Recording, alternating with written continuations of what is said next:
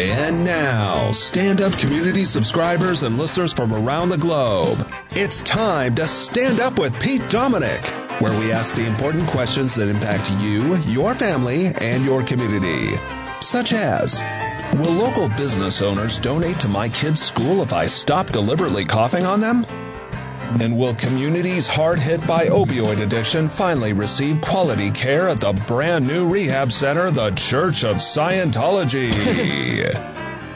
And now the podcast host whose crossed legs suggests that yes, he's a proud Nair user, Pete Dominic. Hello, and welcome to the show. This is Stand Up, and I am your host. Thank you, Pete Co, for that intro, as always. And no, I don't actually, that's wrong. I usually go with it and improv with it, but I don't actually use any product to get rid of hair. I have natural hair loss, both on my head and, on my legs.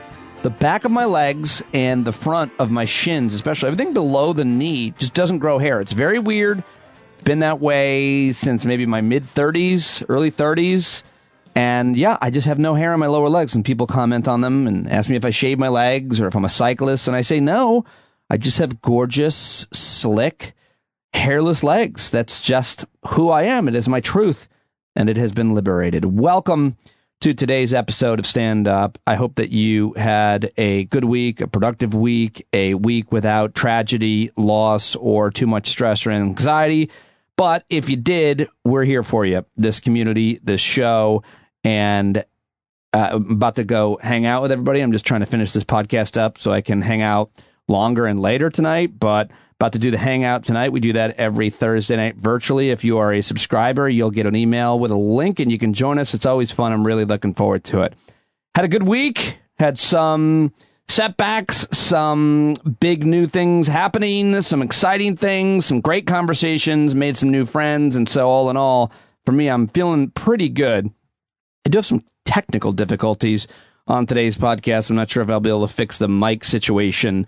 Hopefully by Monday I'll be able to do, but I had to do a phone interview with Christian Finnegan, and then I had to do, my mic doesn't sound good on the Michael Cohen interview, but those are my two guests, Christian Finnegan, Finnegan Fridays, with a new jingle by Pete Co as an introduction, pretty funny, and Michael Cohen, formerly of the Boston Globe. He's now doing his own thing at the Truth and Consequences Substack newsletter. I had a great conversation with him as well. And so on Fridays, I don't do the news because I like to hang out with listeners, subscribers on Thursday nights, and I do need to get some sleep. The first, I was almost said the first full week of school. It was only half a week of school, and already 6 positive cases in our district for COVID. So not off to a great start, as Dan McDonald, a listener, supporter, friend of the show, friend of mine, lives in my district, told me.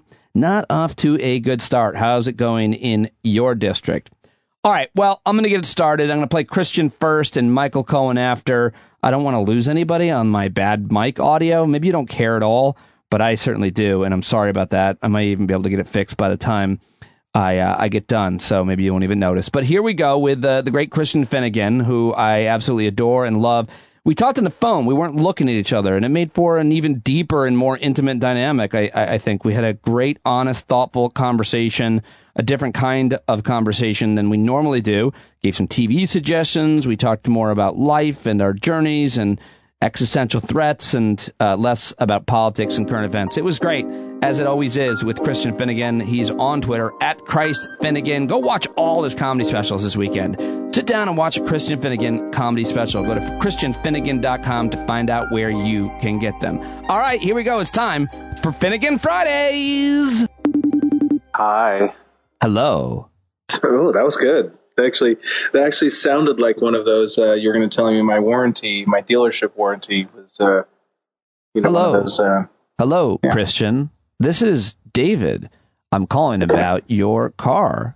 It's at you could make a living. You could be one of those guys. Imagine telling people that's what you do, or having that on your resume. Yeah. You know those scam phone calls you get 3 times a day? That's me. I bet you would probably hide that because people would hate you. Probably. Perhaps. How are you? I'm good. So I have a catastrophic computer issue, which I'll solve. No big deal. I don't think I have to buy anything more than a cord, but it's just like I can't do my work very well. And so one of the things I was pretty excited about talking with you today is we've written a jingle specifically for an introduction to you. Oh my gosh, how exciting. And I don't, and so I'm recording all this, now, but I basically thought to make it a bit, you can like it or not. And you're so good at critiquing just about anything, certainly music and jingles. So I figure if you don't like this, then we'll task the great Pete Co, who does a whole bunch of imaging and jingles and stuff, and he's so funny and irreverent. If you don't like this, you can tell why and what you'd like to hear. But my jingle critiques are well known. Yeah. I just don't know if you can hear it because I had a computer issue playing off my phone. But here goes. Are you ready? Tell me. I'm ready. Okay. Hashtag TGIFMFs. It's Finnegan Fridays. Yeah. Wait, can you play it again? I now that I'm ready for it. Yeah. Here we go. Hashtag TGIFMFs. It's Finnegan Fridays. Yeah. I like it. It makes me feel like I don't know, like it sounds like a Donovan tune, or like I should be traipsing through tulips in upstate New York somewhere wearing a long white robe. Yeah, I forgot. I left out. He said MFs. Yeah, that's hashtag TGIF MFs. It's Finnegan Fridays. I like that he went back and did a little harmony vocal. It's very, very impressive. Would you like to hear another one though next week? Would you want to challenge him to give you another look? Yeah. Let's go totally different genre. Maybe I should let's hear one that's a little bit more like kind of The Cure-ish, like kind of more like depressing and dark and mysterious sounding. Let's see what it comes up with, because awesome. that's very like cheerful and sort of loving sounding. I want to hear something that really gets to my sort of dark, sinister side. Great. Well, that's what we'll try to do then. And as we get started here, I just wanted to ask you, speaking of dark, sinister side, you headlined Atlantic City this weekend. Speaking of sinister, Atlantic City. Well, I mean, I didn't want to say anything because I mean, they can be great shows and great audiences at these gambling cities like Vegas and Atlantic City. They can be some of the greatest shows. So sometimes maybe they're awesome, but I guess I wasn't sure who was going to AC at this time of year with the pandemic, and it's just such a crapshoot. Crapshoot. I see what you did there. That was an accident. Craps is a gambling thing. That was an accident. I'm not that clever. How were they? How were the shows? How was AC? I would say that sometimes comedy is like, I can't believe I get to do this. Like, I can't believe they're paying me. I would do this free. I would pay to do this. And then sometimes it's like, oh no, there's a reason I'm getting paid. And sometimes it's a job. And the shows, honestly, it's like, I don't know what the proper way to. I think there's a lot of comics who'd be like, oh, it was awesome, hot crowd, they were the best. Yeah. And that's probably the way a sort of manager or publicist would tell you to react to these things. They were fine. They were okay. This whole city was like dead as a doornail. So let's just say there were good seats available. Like at one point I went to the restaurant in the casino and I was literally the only person there. I was just sitting there alone eating a really awful seafood pot pie, which is a big culinary swing on my part. And I really probably should have gone something a little more standard because it was nasty. Yeah. Yeah, you feel bad when you're at a club in Columbus, Ohio, and you're at the local Cheesecake Factory and it's packed, and yet your shows aren't that packed. But if you're at a restaurant and you're the only one, it doesn't feel nearly as bad when it's not sold out. Yes, it definitely felt less. It made it feel less of an indictment on me personally. Yes. Yeah, I mean, it was. I mean, there were. It was okay, but it wasn't like awkwardly like light, but it was certainly not like, a hot crowd. And it was in one of those giant casino theaters. Do you know what I mean? So in a club, it probably would have felt great, but those rooms tend to be cavernous anyway. You know, people are sitting in like banquettes and stuff. Right. It's not particularly intimate anyway. So it was fine, but I would not. And to be perfectly honest, and I don't want to say it's all. I felt rusty in the sense that a lot of my new stuff is not. I wouldn't say it's fully formed yet, and it doesn't really have a place in a longer set. Like I haven't been doing the road, so I'm just doing like 15-minute sets around the city and stuff. And then when you have to transition to that stuff into like older material that maybe you don't remember so well, it was just, it felt like if it had been a full road weekend where it's like 6 shows, then it would have been great because I would have gotten that out of the way Thursday night and then had the whole weekend to really, kind of kill it.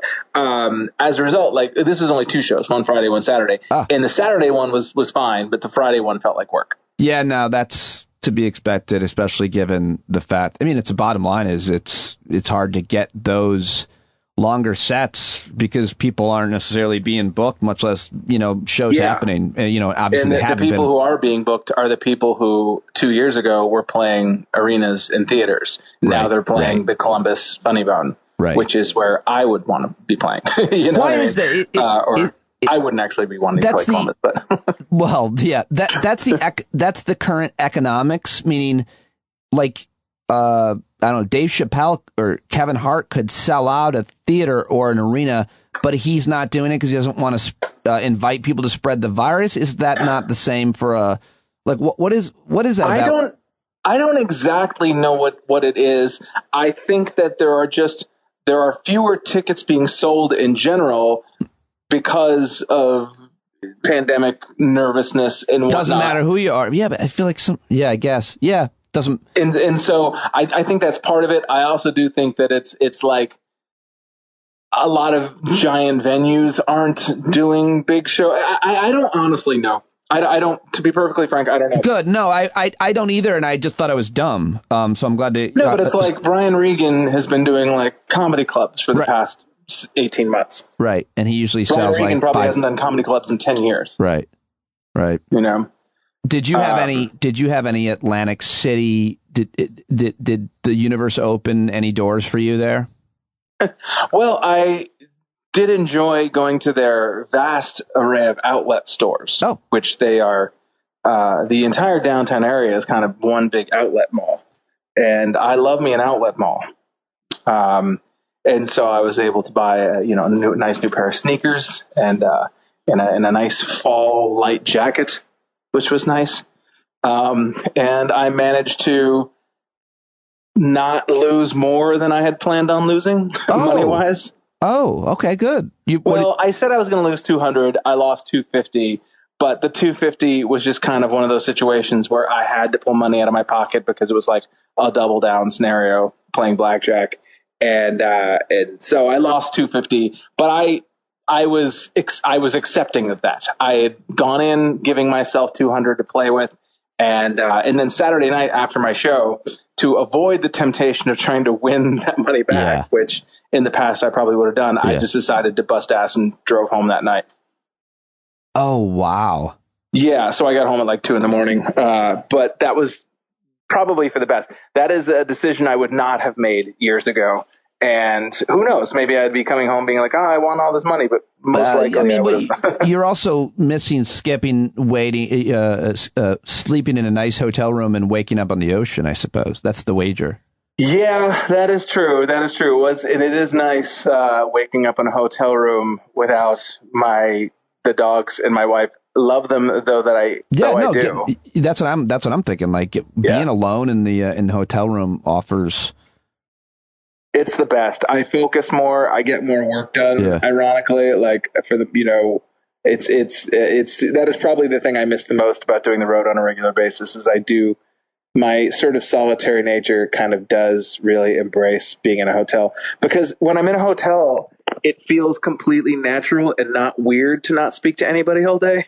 Whereas when I do it here, I feel like a weirdo. Living in New York, you mean? Yeah. Like that's interesting. When I'm home and I haven't left my apartment until 7 at night, right, it feels like some strange something's wrong. Whereas there, it just feels like, well, no, I'm in Dayton.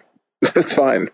Yeah, I totally get that. Totally understand, especially when you're living around a lot of people. I think because I live in the suburbs and had a lawn and my commute is to a shed, I don't feel as much when I haven't left, except for usually what happens, I start to smell.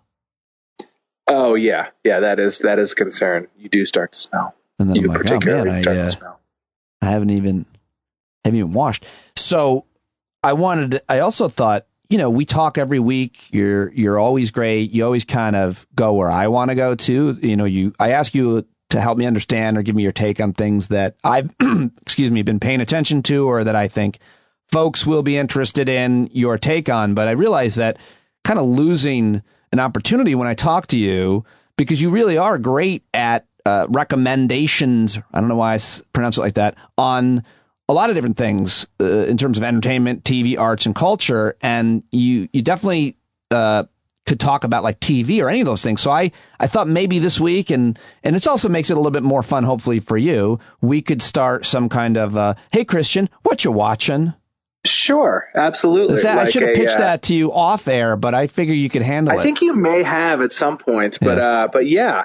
No, well, I just started, I've been many years late on this. I just started watching The Leftovers on HBO, which went off the air a few years ago, but for whatever reason, I never got around to seeing it. It's, do you know that show? Give me 4 more seconds. You mean the American supernatural mystery drama television created by Damon Lindelof and Tom Perrotta that started airing on HBO? I thought I'd get to the plot quicker. Sorry. Basically, and I'm only 3 episodes in, but basically one day, like 2% of the human population just disappears, just like vanishes. And now the show kind of picks up 3 years later, and everybody is still just like completely fucked up by it. And all of these sort of weird religious cults have started surrounding it because science doesn't know why it happened, and the churches don't have any idea why it happened, and so there's people have gone a little nuts. And obviously, it's very clearly kind of a post 9/11-y type show. It's a meditation on grief, which I feel like describes 1 out of every 3 television programs at this point. But I love the way you pronounced your pretentious descriptions of things in a faux pretentious way. You don't have to do that for me. I'm always impressed. If you had said that normally, and I would have been like, oh, fucking guy.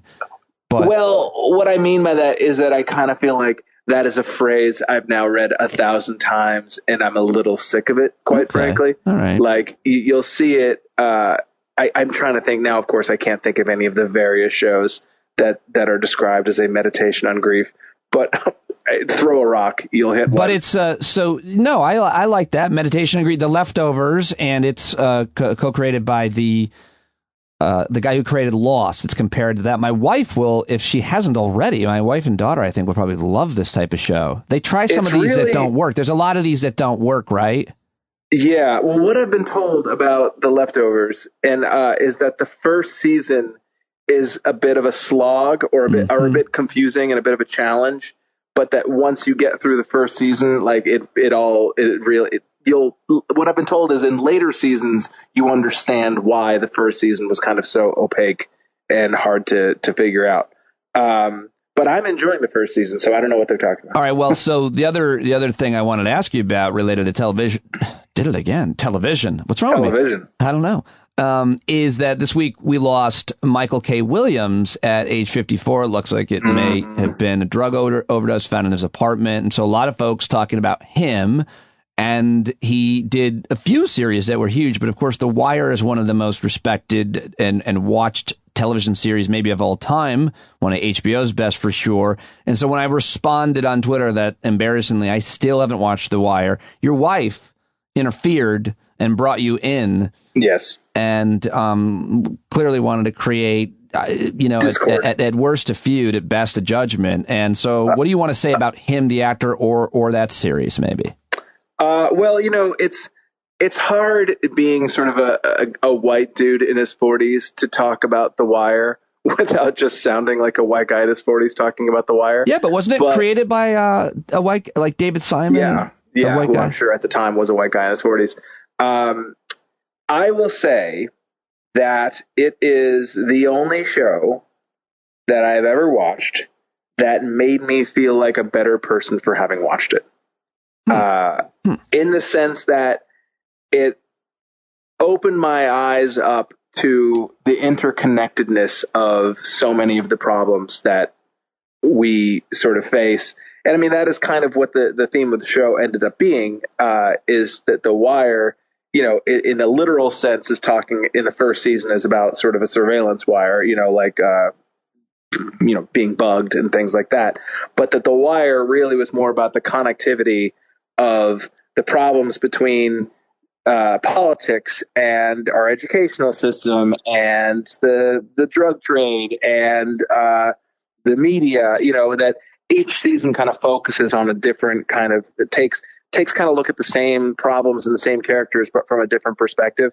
And it's really kind of magnificent. I think it's a, you know, the first few episodes, I know people have said that they tried watching the first 2-3 episodes and it was a bit of a challenge. And I get that. I can understand that. And I do think that, you know, having read all the pieces fit, which is the oral history of The Wire, they talked about how the first season that people complained that there were just too many black characters and they couldn't keep them straight. Like a lot of white people had a hard time just literally telling the characters apart, which is an indictment on its own. But it is, it's my favorite show of all time. So it's like hard for me to parse it out better than that. And of course, Omar, which is the character played by Michael K. Williams, is the greatest character on my favorite show of all time. So that gives you sort of an idea. And I'm not alone in that. I mean, that's a very kind of cliched perspective to have on The Wire among a certain subset of people. You know, I mean, Obama loved Omar, you know, and, you know, it was, and it's a character that just, you hadn't really seen before, you know, in the sense that he was gay and, you know, a criminal and a murderer, but also incredibly likable. And there's just a mystique around him, that, you know, on a show that was kind of almost cripplingly naturalistic at times, that it didn't really indulge in a lot of sort of, you know, nobody's a hero and nobody's a villain in The Wire. Like everybody's shades of gray. Omar was kind of like the one sort of mythical type character on the show, in the sense that he took on a slightly larger than life quality that nobody else on the show really did. And that has a lot to do with Michael K. Williams. I mean, he had sort of a charisma about him.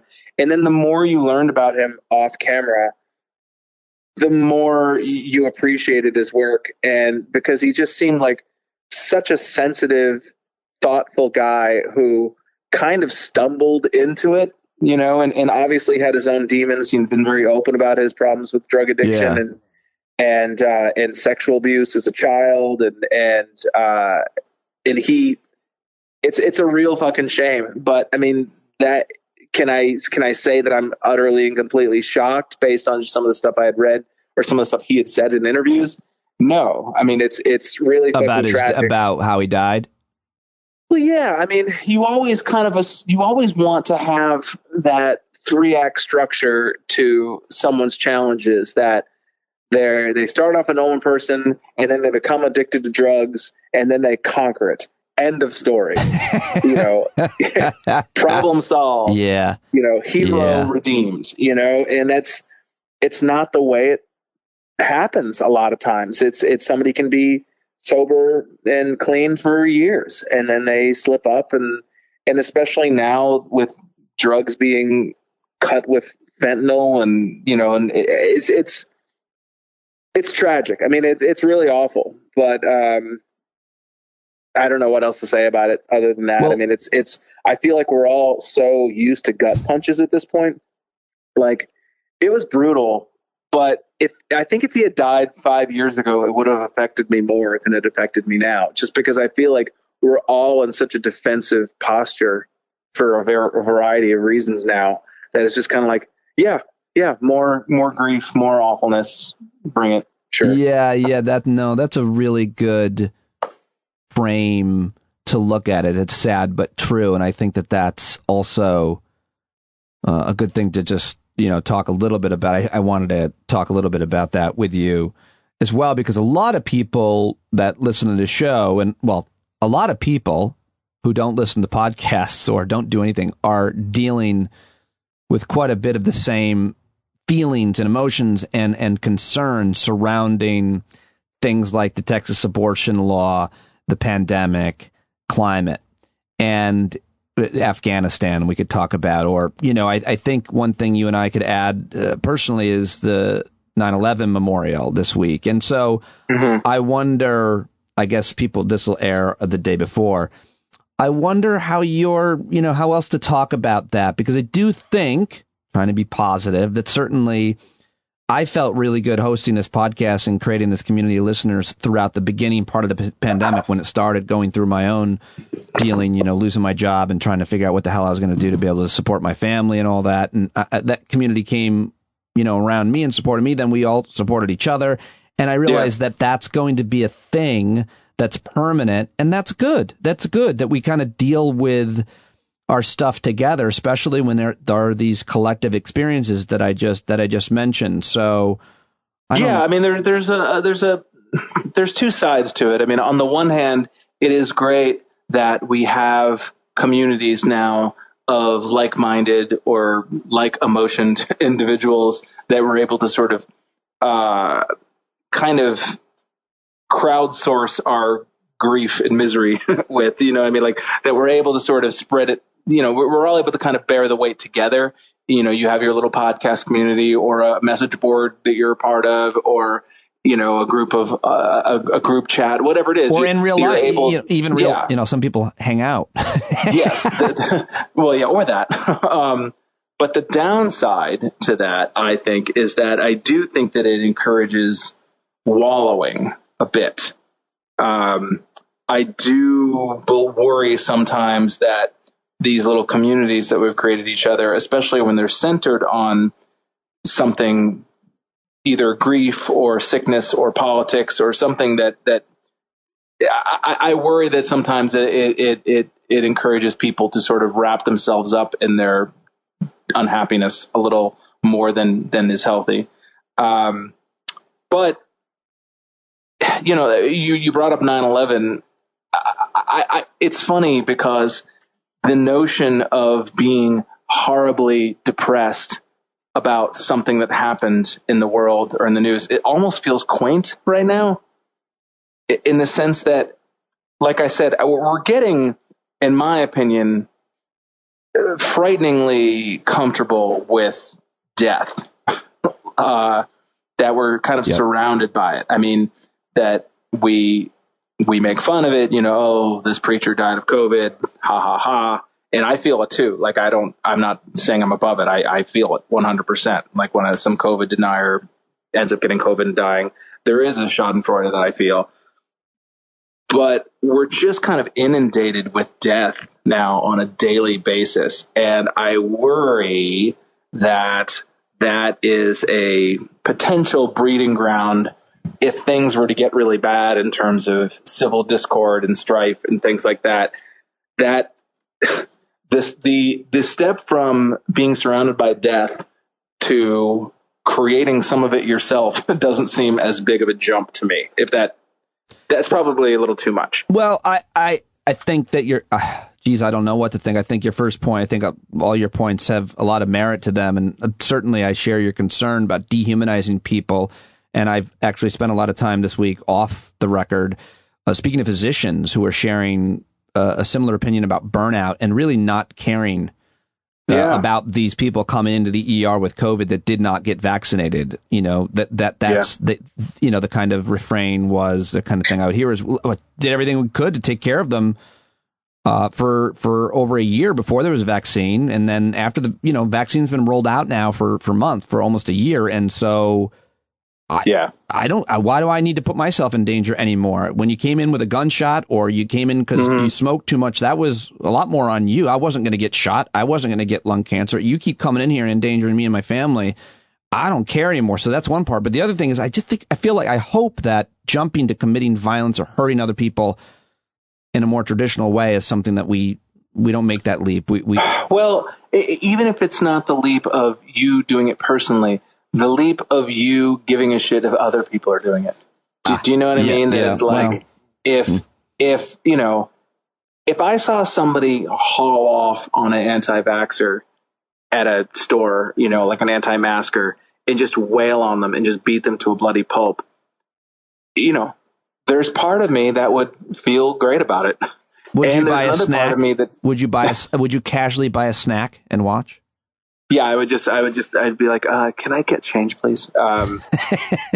Yeah, I would just, but honestly, as much as I worry about the fact that I would enjoy it, is the fact that I just would start to not care anymore and feel routine to it. Like, have you ever seen Children of Men? Yes, but one of my favorite movies, and probably the most prescient movie in terms of where we're at right now, I think, and in terms of all the dystopian future type movies. But, I think of the scene at the beginning of the movie where what's his name? The main dude whose name I can't now remember. I always say Colin Firth. It's not Clive Owen. Clive Owen, yes. Where Clive Owen is sort of walking by casually smoking a cigarette while all these refugees are in cages sort of screaming behind him. And he's not like an evil guy. He's just a guy who's just become numb. He's just become numb.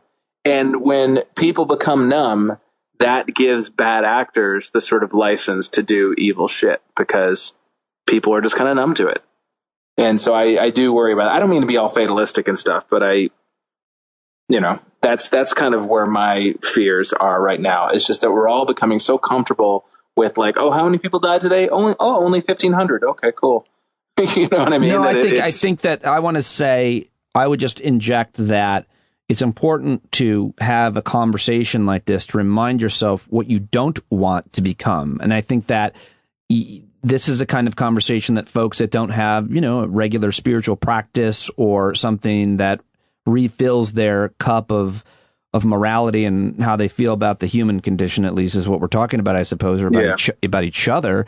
It's important to remind, hey, let's not go down that road. Let's take care of each other, regardless. Well, and just like pinch yourself every once in a while, like when you're falling asleep behind the wheel, like slap yourself in the face, like don't just accept this slow grind of bad news that we've been going through for the past 18 months as, forever and self-evident, and, to just try to wake yourself up every once in a while and, not feel quite so numb to everything. And when I say you, I'm really talking to myself right now, because this is something that I've struggled with my entire adult life in general, is just kind of going into sort of a place of numbness.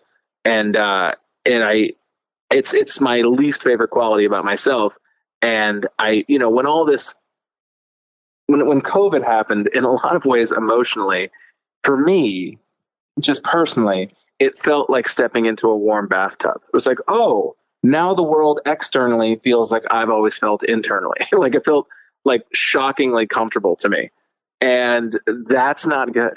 Like that's not good. Yeah. No, I shared that. The only thing I would change is I didn't feel that way before the 2 months before that. Before I lost my job, which I love so much, I hadn't felt that, and I think I would have. Yeah. But because I was already so depressed, I felt rejuvenated. I would use almost a different, like I had a burst of inspiration. I was like, I can help. I can take advantage of this sadness and this darkness by trying to bring people together. I can do that. And people told me I was doing that. And I was like, let's go. And I felt kind of inspired by it. But no, that's all. I mean, that to me, that feels very Pete to me. That tracks that you would have that reaction. Because I think of you as being a fundamentally forward moving person. and a person who is a force for positivity. And I hope that comes off as a compliment, because that's how I mean it. Like that I think of you as a person who wants to get shit done and wants to help and wants to do stuff and wants to be active. And that's, goddamn, is that something we needed all through 2020. Now in 2021, having to sort of still be sort of stuck in the mud, it feels like even more of a challenge, because it's like, all right, well, I've just spent the last year spinning my wheels, and I thought I was getting out of the ditch, and here we are still in the fucking ditch. But I mean, I definitely agree with you that is that does not surprise me at all that you felt that way. Well, I would like to feel that way more. Well, I appreciate you saying that. It means a lot to me. It means a lot to me, really. It does. And I think I've psychoanalyzed kind of why I feel that way, and we could talk about it maybe another time. I don't even know if it's of interest, but it is right. It's accurate. I try to be as optimistic as I can. I try to be as positive as I can. I try to keep moving forward, and all those things. But I also think that you do that, and you've done that so much here. I mean, we'll have a compliment fest here, a love fest here. Maybe it's because we're not seeing each other and we're doing this by phone today because my computer doesn't work. But I do think that listening to you talk about, especially today, all of these things, including television shows, it really helps people. I hear it from people all the time. And so, I want you to feel how I feel about and hear what I hear from folks about this show and your weekly contribution to it. I like to think that it is something that hopefully folks have let you know, or that it lands with you, because you really, really do help understand stuff and help us understand. It helps me, honestly. It's like our conversations help me figure out how I feel about a lot of these things, because a lot of these things, they kind of exist in that middle distance in my head. Like I have these opinions or these feelings, but I don't really know how to put them into words, until I'm forced to put them into words. And then all of a sudden it's like, I think it was Thoreau. I don't know who said that, how will I know what I think until I see what I say? Or something to that effect.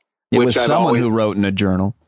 But it is true. It helps you kind of isolate your feelings about things. And when we were talking a minute ago, I think that there are some people who fundamentally have a let's go mindset, and other people have a hey, wait, hold up mindset. And I think that the world needs both. I mean, you need both. Yeah, you need someone. Sure, you need someone to charge forward and to make shit happen. And then you need somebody to be like, hey, wait, let's think about this a little more, And I wish I was a little more like the former. I'm, in my opinion, a little too much like the latter. But I think that when times are tough right now, the hey, let's go is very helpful. Is very helpful for people who just kind of wake up with that in their heads, like, all right, let's do something. The world needs that. Organizations need that. But I would argue it's great in relationships, especially with your partner. And my wife and I, just to describe exactly what you said, that kind of paradigm is twice now I've thought a lot about running for office, and twice now my wife's like, I don't think that's a great idea.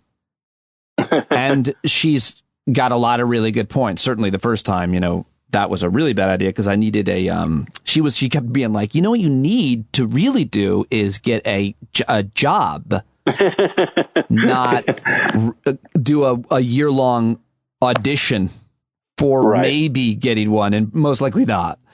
And so same thing now with this town council thing. But so before I let you go, then you used two metaphors about kind of driving. One was trying to stay awake, and one was, into the ditch.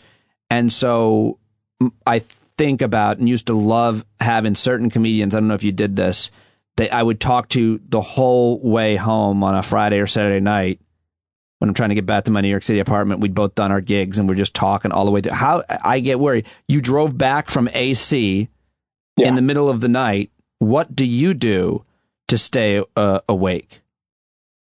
Well, it depends. I mean, music, podcast. I'm a night person, so it's not terribly difficult for me. But driving is.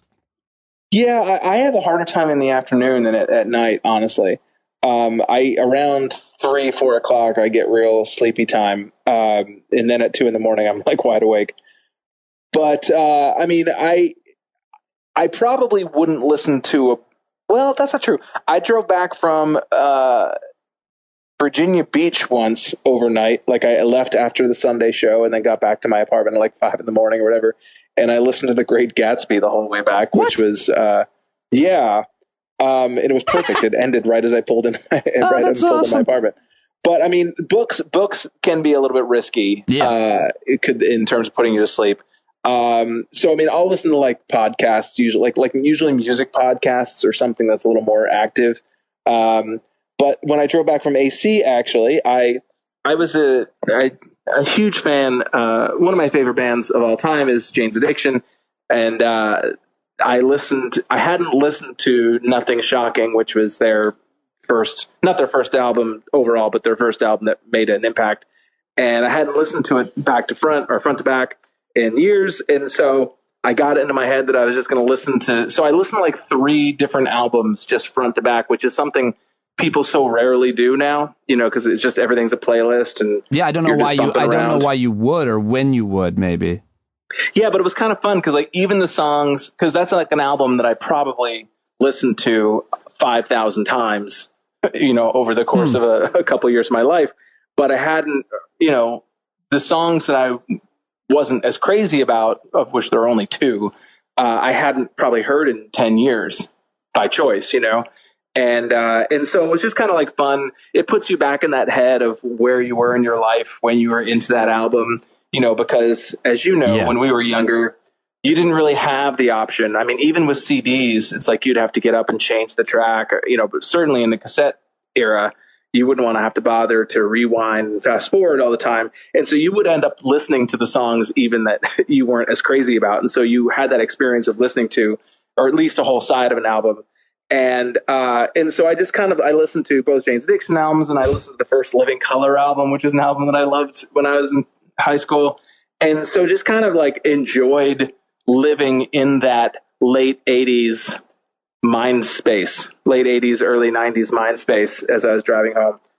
So that's what I did. And, I was banging on the steering wheel and singing along in my car and crap like that. I love that. I actually got together with late 80s, 90s friends this past weekend for my buddy's second wedding. Wow, we're at that point in our life. Yep. And it's actually not the guys you might have bet on. It's interesting. You never know. Yeah, I've made this joke. I make this joke sometimes in front of my wife, which always makes her a little uncomfortable. But I joke. There's a good friend of mine. 2 good friends of mine got married the exact same day that Cambry and I did, like to each other. And I'm always shocked that we lasted longer than they did. If you had given me money back then of like which marriage is going to last longer, I'd be like, oh, definitely them. It's just so stupid to bet on other people's marriages, because the bottom line is like, you don't know, even if you're dating your significant other for 3 years, until you move in and live with that person, you don't realize that they could be a monster about some deal breaking shit about living with them, and simply like not upholding their end of keeping the place up or something. Yeah. And not only that, you have no idea what another person's relationship is behind closed doors. Right. Well, that dynamic. The way 2 people interact when they're in front of people has nothing to do with how they interact privately with each other. I just assume my next wife is going to be kind of perfect for me, because I'm going to know everything I want. After 20 years with Val, I'll know exactly what I want. And so I'll choose a woman who offers me all of the things I know are what I want and what I need. Well, in between your current wife and your future wife, you will have a short, intense relationship with someone who you will try to take out all of the rage from your first marriage onto. And you will try to settle all of the scores that you feel like you're never able to settle. I feel horrible about that. I want to apologize to her now. Should warn her. Well, she's listening. Probably much younger. She may be listening. If she's much younger, probably not. Dude, that's so true.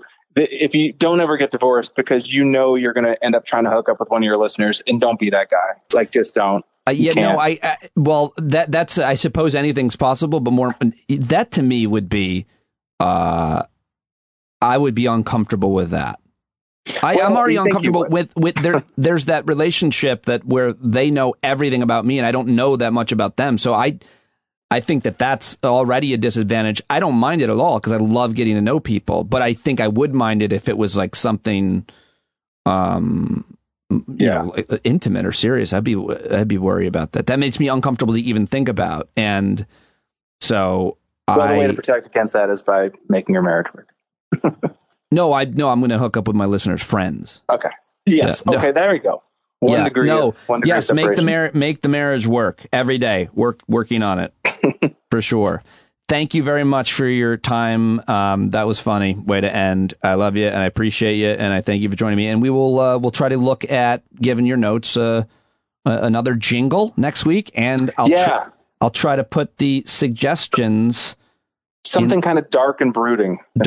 Right. For your references in the show notes as well. Thank you as always, my friend. Appreciate you working around my schedule today. Pleasure is mine, Pete. All right, there we go. Christian Finnegan, everybody. How about it? A great conversation. Did you like that one? I hope you liked that one. I really like that one. He is on Twitter. Tell him you like that one. At Christ Finnegan. At Christ Finnegan right now. Visit my sponsor and sign up for a recurring donation, by the way. Givewell.org/standup. I didn't do any ad reads this week, I'll have you know. Givewell.org/standup. I think I did that one. Maybe. Did I? Well, that's it. Givewell.org/standup. Sign up for a recurring donation now and feel better about yourself. Do it. What are you waiting for? Okay, I caught up with Michael Cohen. We had a great conversation today. Talked about quite a few different issues, and I was really excited to talk to him, as I always am. Unfortunately, the audio is not great. My mic is not working. I told you I had some problems, and then at the end, his mic kind of conks out. I don't know what he did. He moved rooms or something, but those are some of the best comments, so I left it in there, even though it sounded like there was wind or something on the mic. I hope you can get past the audio quality and enjoy the conversation, because I really enjoyed this one.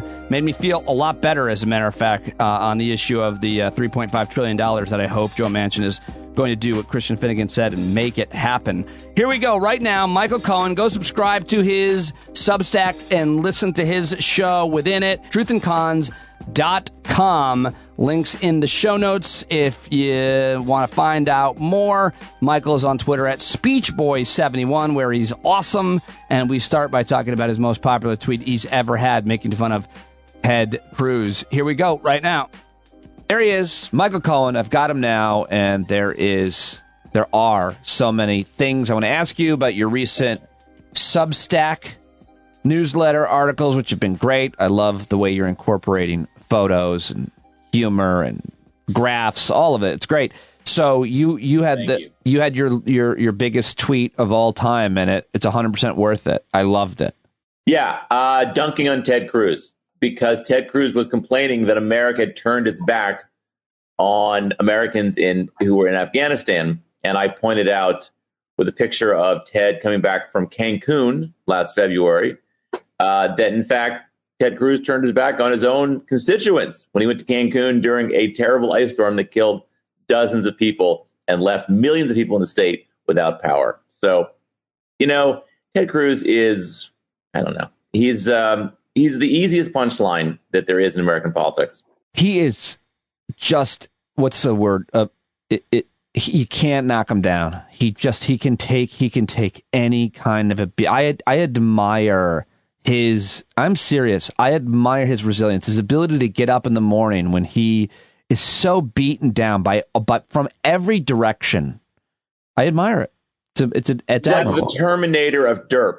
He really is. He just continues to do stupid things, awful things that most of us would be ashamed of and would be embarrassed by, and yet just keeps going as if it doesn't even actually happen. It is weird that he beat Jimmy Kimmel in one-on-one. Did he really? Yeah. I must have missed that. I didn't see him do that. Wow. Yeah. Now you have to live with it too. So speaking of senators, can we talk about Joe Manchin? Because I know we were talking, and you get a piece coming out about him, and I think it's pretty much he's the most important person on the planet, and for the next few generations. If we want to talk about his role on the Senate, on what we might do on climate. Well, not just climate, on everything. Well, yeah, but climate. I want to climate's everything right now. Like, I'm losing my mind watching us potentially investments slip through our fingers. Go ahead, though. Well, no, I mean, what happened is last week he gets up and says that there should be a strategic pause on the $3.5 trillion budget reconciliation package winding its way through Congress. And every liberal within 25 feet of a Twitter feed lost their minds over this comment and said, "Oh, there goes Joe Manchin again, undermining Biden's agenda, and he's we should strip him of his chairmanships and blah blah blah blah."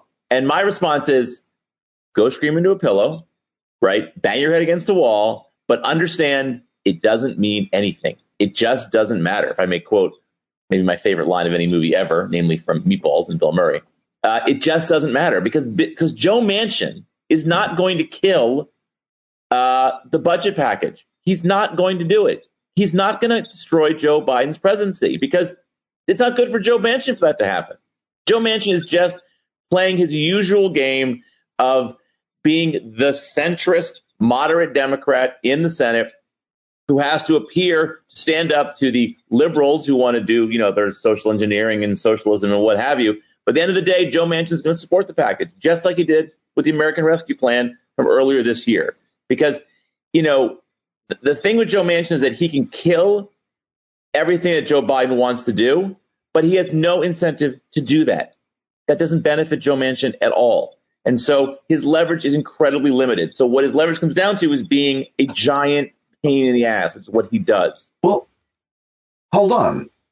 The deal was 3.5. He can get it down to 1.5. So he's not going to. He's not going to. What's he going to do?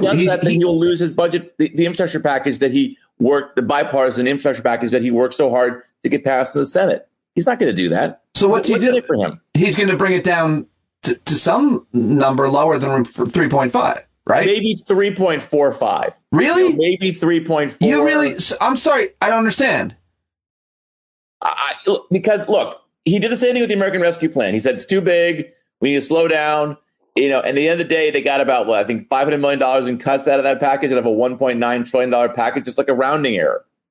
He talked about wanting to slow things down, but didn't ultimately do it because he didn't want to kill what was a critical piece of Biden's legislative agenda. And the fact is that Joe Manchin doesn't want to undermine Biden's presidency because there's no political incentive for him to do so. If Democrats don't pass this package and don't control the Senate in 2022, he's going to lose his committee chairmanship. He's going to lose all of his power and all of his leverage. So he's exercising leverage in a sense, in a rhetorical sense, in the sense of appearing to be the guy who is slowing things down. But at the end of the day, there is no incentive for him to kill what Biden wants to accomplish. And if he said it has to be $1.5 trillion, it wouldn't pass because liberals in the House wouldn't go along with that. So you might see a little bit of shaving off of whatever this $3.5 trillion number. You might see a slight decrease, but you're not going to see him fundamentally undermine the bill because, again, it doesn't serve his purpose to do that. Just like it didn't serve his purpose to undercut the $1.9 trillion American Rescue Plan. So what's the timeline on that then? How much longer does he posture for? I think he postures for a couple more weeks. I think. I mean, this process probably isn't going to finish up until sometime in October. I think he continues to demand certain changes, and he may get them. He may get certain changes to the final legislation. I don't think they're going to be major changes. I don't think they're going to be things that are fundamental to the bill because at the end of the day, he's got to consider the fact that if he pushes too hard, then you lose Democratic support in the House. You could lose it in the Senate too. He can only push so hard on this thing. And I think, Manchin is one of the, he's a unicorn in the sense that he is a moderate, he's a Democrat in the Senate who represents a state, I should say, that Donald Trump won in 2020. There are three senators, Sherrod Brown of Ohio, John Tester of Montana, and Joe Manchin. Now, Brown and Tester, for their own political reasons, do not do the same thing that Manchin does. They basically have adopted unapologetically a much more populist political approach, especially Brown, who really is like an unabashed liberal in a state that's pretty red. Yeah. But Manchin has to play the role of a moderate centrist Democrat. That's what he thinks he needs to do to maintain support in West Virginia. And I trust him on his politics more, better than I think his judgment better than my judgment about what works in West Virginia. But to play that role as the independent, moderate Democrat, that persona that he has cultivated, he needs to do stuff like what he's doing right now, which is saying, wait, hold up. Nancy Pelosi needs to slow down. That's the way I think he builds up that independent, centrist persona. But at the end of the day, it's a 50-50 Senate. And he doesn't want to be the guy that kills the bill that every Democrat supports. How does that benefit him? So if you're wrong about this, what do I get to do to you publicly in front of all of our joint subscribers? You can dunk my head in the pool for a few minutes if you want to. That's fine. I could hold your head underwater like don't kill me, right? Like don't but maybe give me a little bit of I don't know.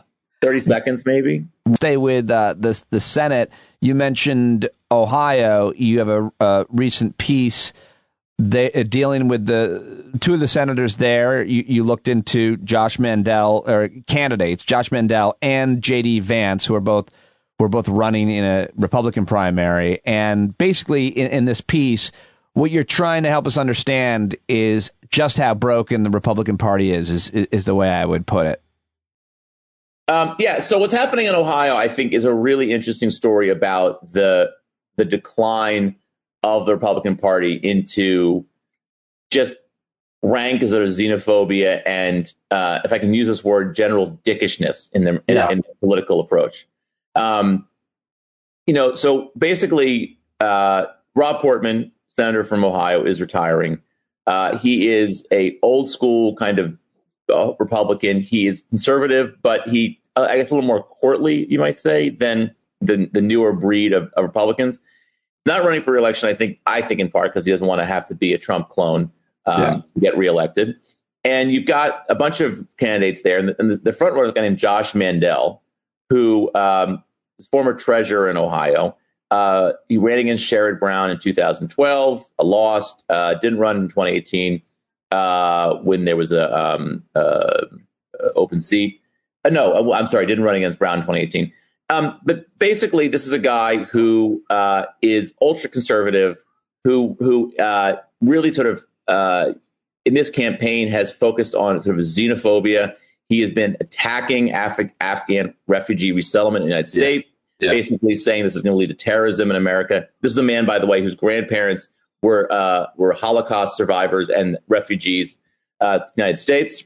As my people would say, he's a Shonda to the Jews for this position he's taken. Yeah, and he is running this campaign. If you look at his Twitter feed, I was on vacation last week. Looked at his Twitter feed, and it was just like this kind of gross tweet after another, xenophobic, race baiting. Attacking liberals as degenerates. Oh no, I'm sorry, that's J.D. Vance, his competitor in that race. Called attacking Alex Vindman, who of course was the whistleblower during the Trump impeachment, a commie and a traitor. And it's like the aesthetic is basically screw liberals, screw anyone who disagrees with me. I'm going to take the most extremist position imaginable in any possible issue, and it's working. He's the front runner. And everyone I've talked to in Ohio politics says this guy's likely going to win, or right now he's leading. And this guy, J.D. Vance, who is the author of Hillbilly Elegy, which basically blamed poor white people for their plight, is now become the voice of poor white Ohioans and is embracing the same kind of rhetoric that Mandel is using. He's race baiting, attacking Afghan refugee resettlement, calling liberals degenerates. I mean, attacking childless Democrats like Alexandria Ocasio-Cortez and others, Cory Booker, who don't have kids, saying they don't have a stake in America's future. It's crazy. It's crazy, but it's also like just the aesthetic again of the modern GOP, which is not just xenophobic and conspiratorial minded, but it's also kind of just and I use the word again, dickish. It's basically saying how can we be as obnoxious and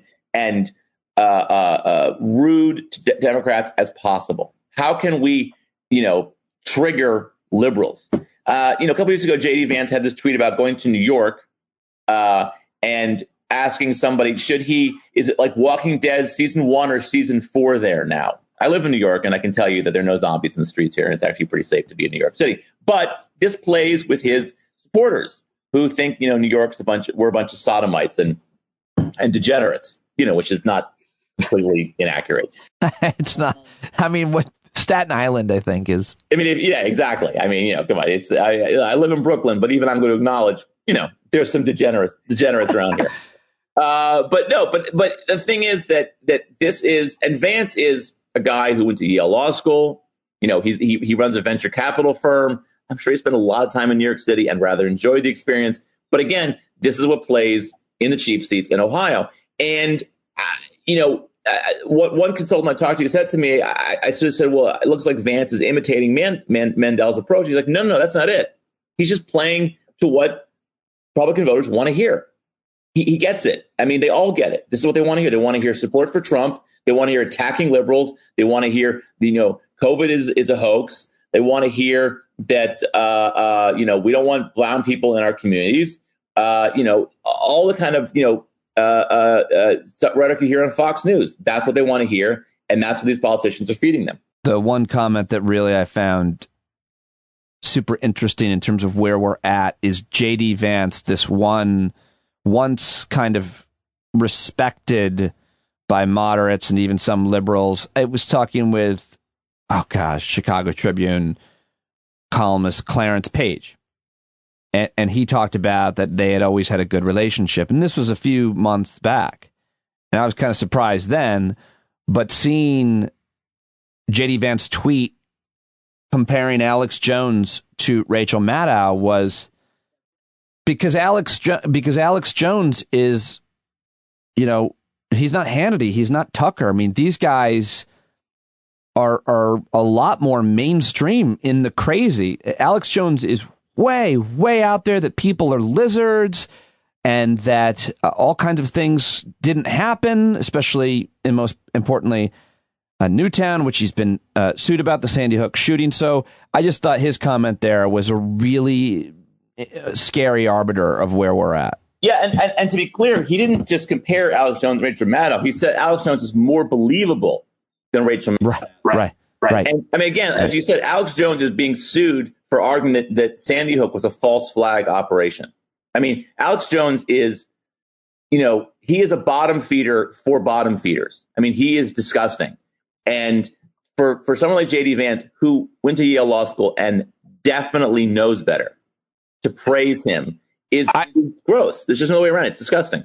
I think the meanest thing you can do or say outside of like violence or something to a person, if a person loses their child, then the meanest thing you could ever say is that they're lying and that their child didn't die.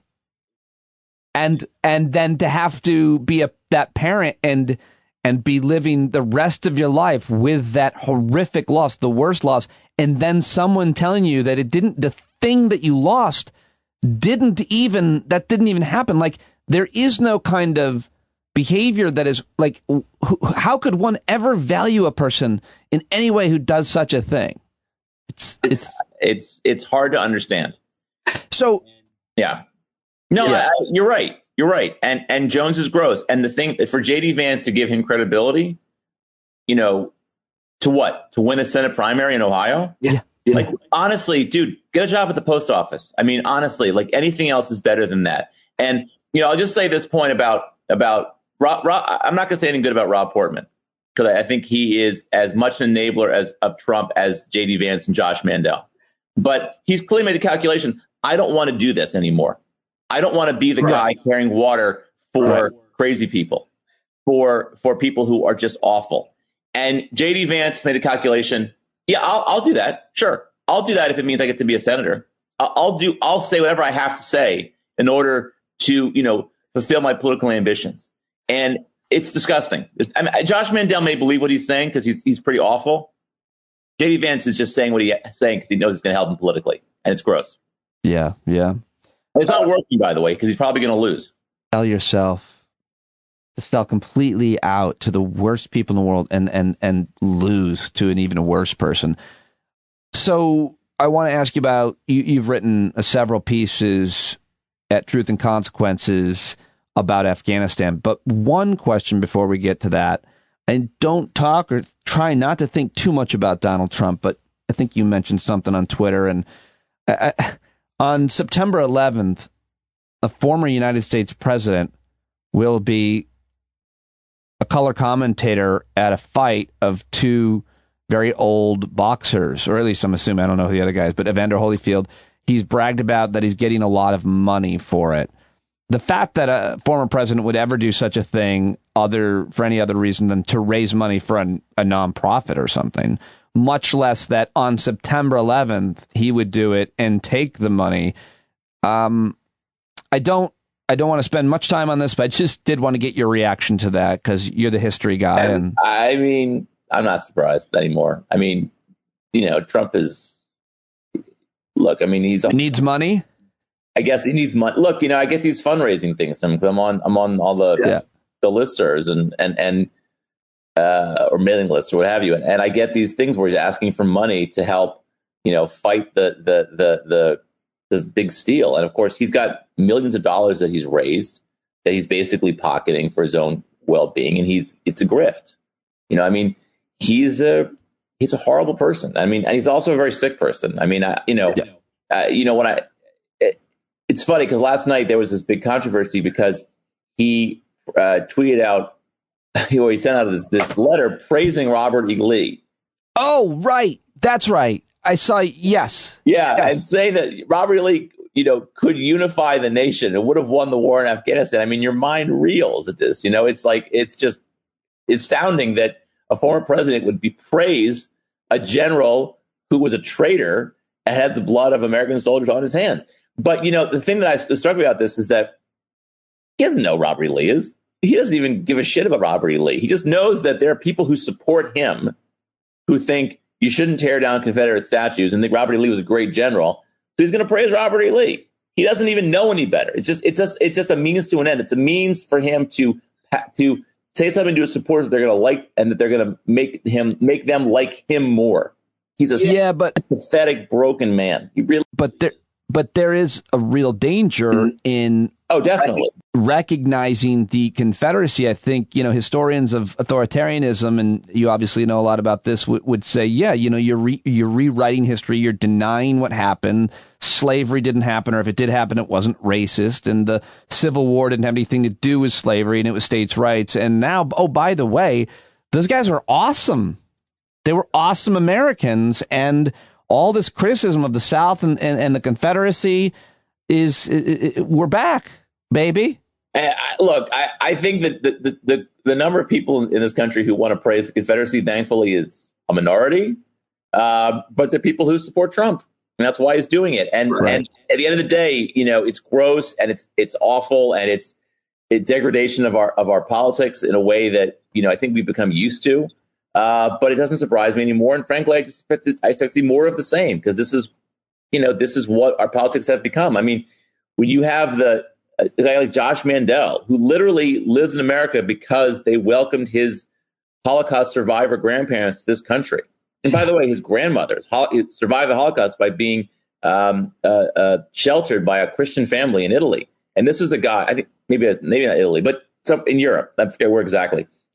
To then turn around 70 years later and say, we can't allow Afghan refugees into this country. I mean, it just makes it's disgusting. It's an absolute degradation of our national politics. But, this is where we are. I mean, I'm not trying to minimize it, but none of it surprises me anymore. This is the country we've become, and this is the politics that we have. We have a political party. And the one point I made in that piece that I do want to just mention is that, you hear people every once in a while say, well, maybe Republicans will snap out of it. And maybe they'll change, and maybe there'll be no, it's never going to happen. This is who the party is. This is what the party is.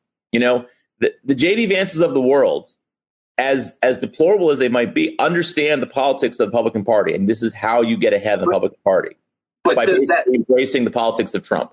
But I think it's important for people to try to understand what that means for how many people in America, how many voters are then now going to identify as Republicans who think the moon is made of cheese and horse paste is like vitamin C. And then how many people are going to leave that party? How many people are going to identify that party? We can talk all about how our entire system is rigged for the minority, for minority representation. But when you say this is who the Republican Party is, it sounds scary to me, because a lot of people will be like, well, that's half of America. When in fact, it's not. And a lot of people will probably leave or not identify as Republicans because Republicans now identify as Trumpists, and Trumpists identify as people who think that Santa is white. Yeah, I mean, right.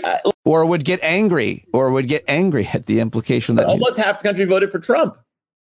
You know, he did better than he did in 2020. He did in 2016. Right. I mean, you know, I don't think they all endorse everything Trump says, but they're Republicans and they're going to vote for Republican over Democrat because that's what Republicans do. And yeah, it's terrifying because I don't want to like overstate it too much, but if Republicans take back the House in 2022 and the White House in 2024, I mean, you can kiss representative democracy in this country. Yeah. Goodbye. Yeah. I mean, it's hanging in there. It's hanging in there by a thread. Yeah. If you even want to say that it ever really was, I suppose. I mean, you know, look, we've had a week now that basically abortion in Texas is illegal. That Roe v. Wade is basically undermined. And now you have red states. J.D. Vance was another person who said, let's pass the Texas law here in Ohio. And Ohio already has some of the most restrictive abortion laws in the country. And you know, this is where, look, if they win, this is what they're going to do. And, you know, they don't care about democracy. That was clear since January 6th and certainly even before that. I was surprised to see you defending the rape and incest part of the. I was just. You've got to improv, Michael. Go ahead. Yes, but do you think that? So one question on that. You had a great piece too, but I really want to get to Afghanistan. Did they go too far? The politics of it. I always love your analysis. Did they go too far with rape and incest? I thought that was too far for even the most anti-abortion people. Would be like, listen, okay, hold on a second. Not in rape and incest. Those are usually gone too far. Do you realize the Texas law? If you rape a woman and get her pregnant, and she goes to get an abortion, you can take her to court and win $10,000 if you can prove that she had an abortion after 6 weeks. May the Lord open. I mean, it's praise be. Astounding. That law is a fucking abomination. Well, okay, so does it go too far for certain people? How does it affect? That's the question. Election. I'm not so sure about. I don't know. Yeah. I think so. I think so. But I think that unless people the reason why that law I think is dangerous politically for Republicans is that it's not just poor people who are going to be affected. If you're a middle class Texan who is, you know, pro-life, but, you know, with the exception of your daughter or yourself, and, you know, like you're pro-life, but you still want your daughter to be able to get an abortion if she wants one, and she can't. Might you feel differently about Texas Republicans after this? Possibly. I don't know if it's enough to turn the state toward Democrats, though, because also don't forget the Texas Republicans also this week passed a new voting law that makes it that much harder for people to vote. And their districts are so gerrymandered. My understanding is that Texas drew its districts around people who think Democrats are lizards who eat babies, and also encourage their children to make fun of Down syndrome and learning disabled kids in school. So I feel like that's a tough district to beat if those are the people that live in it. They're not going to be worried about this abortion issue or because they're really mean. One would hope. The thing is, I guess I hear a lot of Democrats say, oh, this is going to cost Republicans. And, you know, it might, but you need a lot of Republicans to switch sides for it to cost them. And I'm not so sure this is what's going to make it happen. Now, if 6 months from now or a year from now, women still can't get abortions in Texas, then, you know, yeah, maybe it has an impact. But right now, I'm not as convinced of that. And by the way, I completely think that the Supreme Court will throw this law out at some point. Well, that's good. Politically, well, yes, but they're going to find some ways to further restrict abortion. Right. That's what they're going to do. Right. But at least maybe they'll definitely restrict abortion rights. I would be surprised if the rape and incest laws and certainly the vigilante stuff passes because. Yeah, I agree. You know, I hear one more, well, what if progressives, want to sue you for driving someone to get a gun or all that stuff? Those are interesting arguments. But so you got 2 more minutes on Afghanistan in you? Yeah, sure. All right. You've been writing a lot about Afghanistan at Truth and Consequences, truthandcons.substack.com, and everybody should subscribe. Cons.com also works. Truthandcons.com also works, even shorter, better. So, and you've also been tweeting a lot about it. I guess the big question is, how will history look back at America's involvement in Afghanistan before we get to the evacuation? As a disaster, as they should. I mean, it's a 20-year war that accomplished nothing. I mean, well, I shouldn't say that. I mean, we did, take away the safe haven from Al-Qaeda. Not that it really mattered all that much, because safe havens are generally overrated. The dumbest argument was ever made to the American people. Safe haven. Yeah, I mean, a safe haven is a PlayStation with an internet connection in Hamburg, Germany. Come on. No, you're right, by the way. You're absolutely right. And I always remind people that after 9/11, that Al-Qaeda had a safe haven in Pakistan for, several years, and it didn't make America any less safe. The reality is, and I make the point in my last book about this I wrote with Mike Kozenko, that we did 3 things after 9/11. We forced the FBI and CIA to share information, which if they'd done before 9/11 would have prevented 9/11. We made airlines lock cockpit doors, which made a repeat of September 11th basically impossible. And we made it harder people to come into the country and made it harder for them to make fake IDs. Those things that we did, that were very cheap, by the way, prevent another 9/11 attack. Those things. Going into Afghanistan, Iraq, did not. And here's the thing also. I mean, if you said between September and like December of 2011, I'd say 2001, sorry, I'd say the war in Afghanistan was successful, right? Took the Al-Qaeda out, weakened them dramatically, forced them to flee to Pakistan, took Taliban out of power, all successful. Everything that happened after that was a complete disaster and a waste of time and a waste of money, and amounted to basically nothing. One of the most fascinating, I keep mentioning this every time I talk with someone about Afghanistan, is America has been fighting a war on drugs for 30 years or more, and we have an opiate epidemic. And a lot of that starts with painkillers and prescription pills, of course, but it turns into heroin, and most of the heroin is made in Afghanistan, and we never really talked about that. It's a weird thing that we were in Afghanistan with our military for 20 years, and we really didn't do much about that. And matter of fact, what we should have done was support it, because it was such a valuable crop for them. And we did in many ways, or at least we looked the other way, but that doesn't get talked about much. And I think it's such a weird thing that we're fighting the war on drugs and we're also growing them. Well, if we had focused on opium eradication, we would have just lost popular support more quickly than we did in Afghanistan. So that's why we didn't choose to do it, but it undermined the war effort. Yeah. But the reality is the war on drugs analogy to me is that we spent 30 years fighting the war on drugs. How has that worked out? Have we been successful? Have we defeated drugs? Has we been surrendered? How do we pull out of the war on drugs? I mean, I guess you just legalize it, and that's already happening, right? In places around the country. But it's like, it is.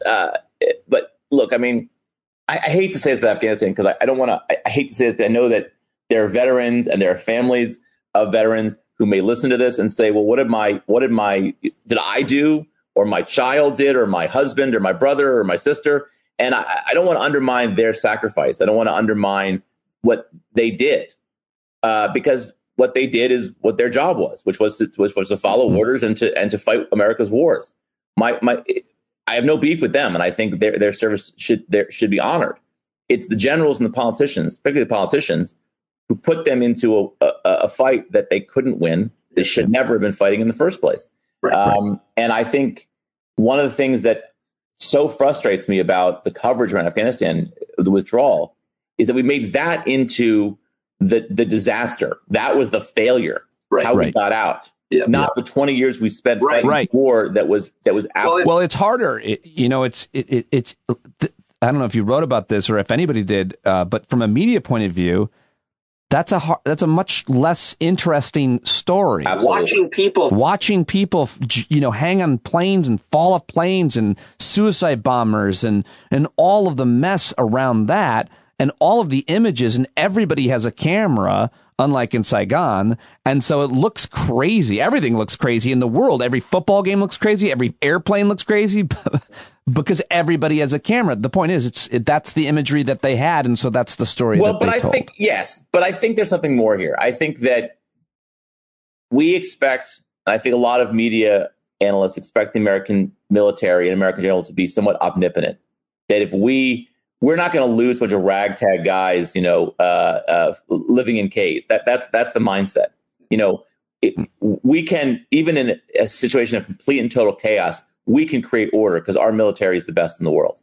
No, it doesn't work like that, right? One point I made, it was one piece I sort of was proud of, was sort of saying the same hubris that convinced us that we could turn Afghanistan into a functional democracy that could take care of itself and its own security is the same hubris that led us to believe that when the country fell apart, we could control it, because we couldn't. Yeah. And I think a lot of reporters and a lot of foreign policy pundits just couldn't accept the idea that shit happens and the U.S. can't control it. It's especially in places that are 7,000 miles away.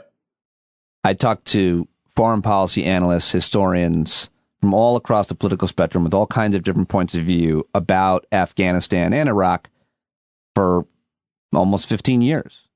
And no one was more right than my dad, who sold insurance and didn't go to college. And the reason is because my dad is 77 and has a memory.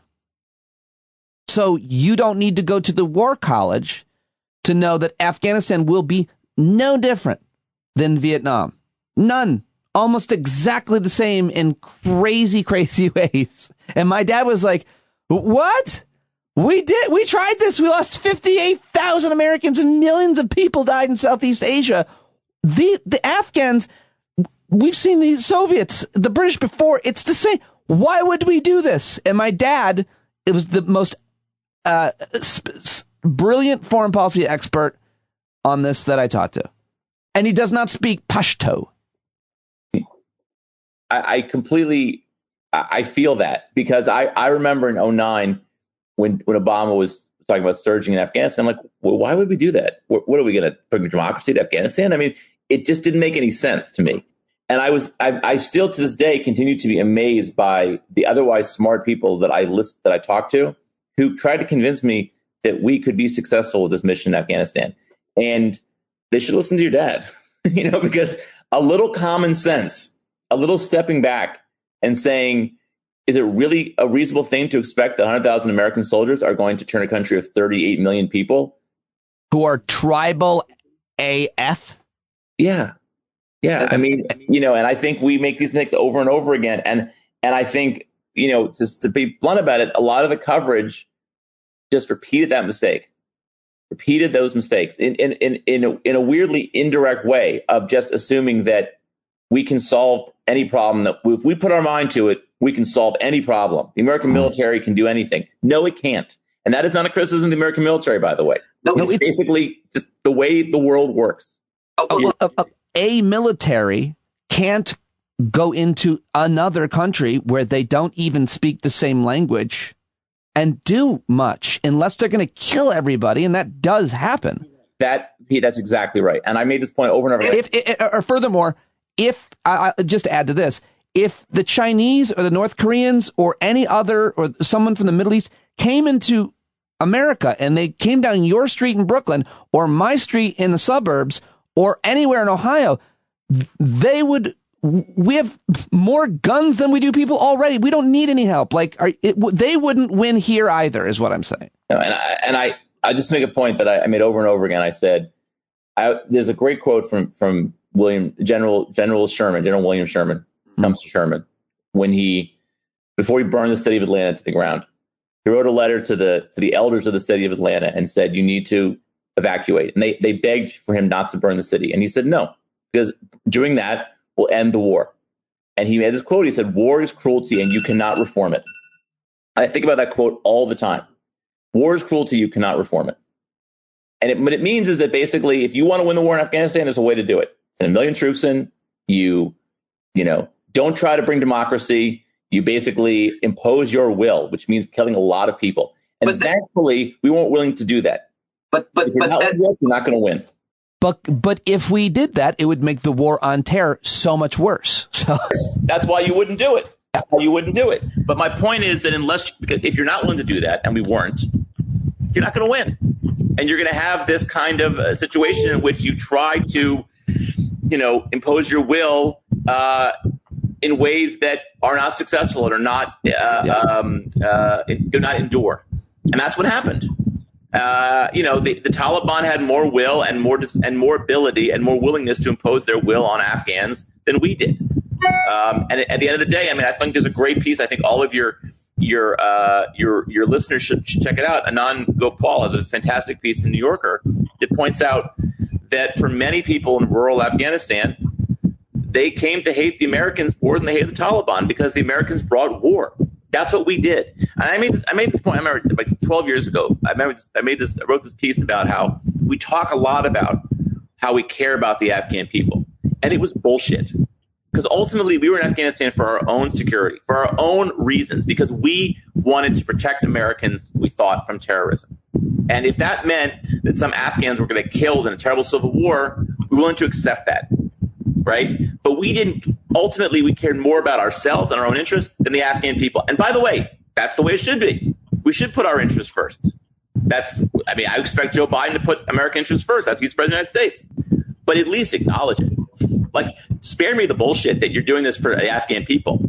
Like, if they benefit, fine. That's good. We're happy by that. That isn't our ultimate goal. And I just wish that we were more honest about why we fight these wars and what we're trying to accomplish. Please don't tell me that we're doing it for the Afghan people, because we weren't.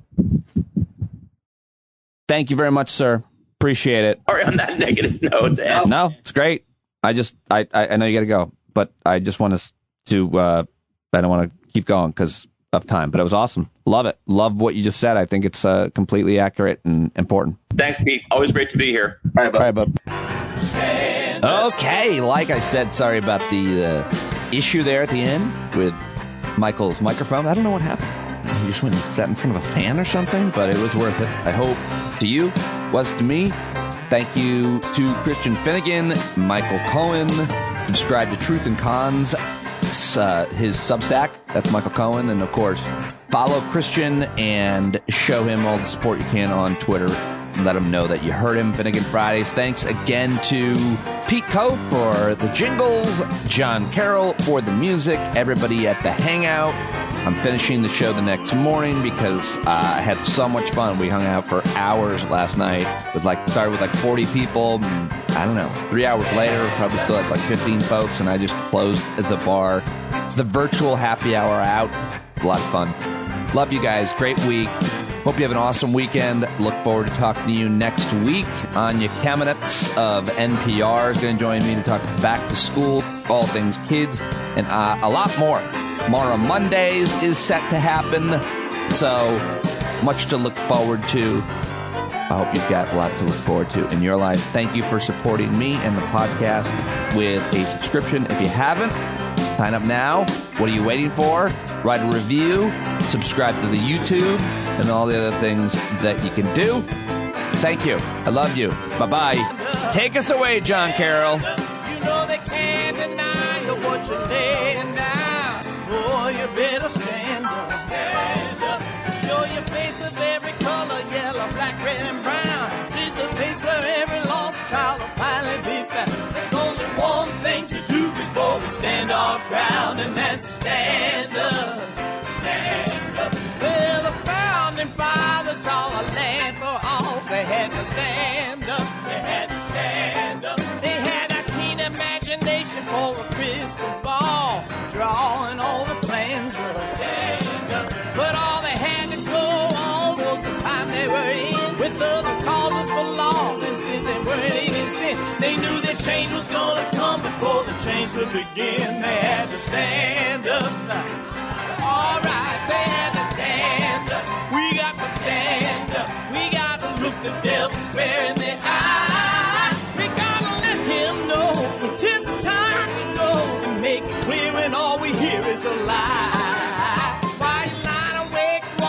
where the money all went. It'll be the cost of freedom that'll go unspent. You can see them flee the scene of that experiment if you stand up. Alright, we got to speak up, we got to reach up and raise your voice in every way you know how. Don't be toes up, you got to show up. Ain't no better time to do it but now. No need to pledge allegiance to no wanton tribe. Rise up, show obedience to the voice inside, and listen well and it'll tell you not to run and hide. It says stand up, stand up, got to stand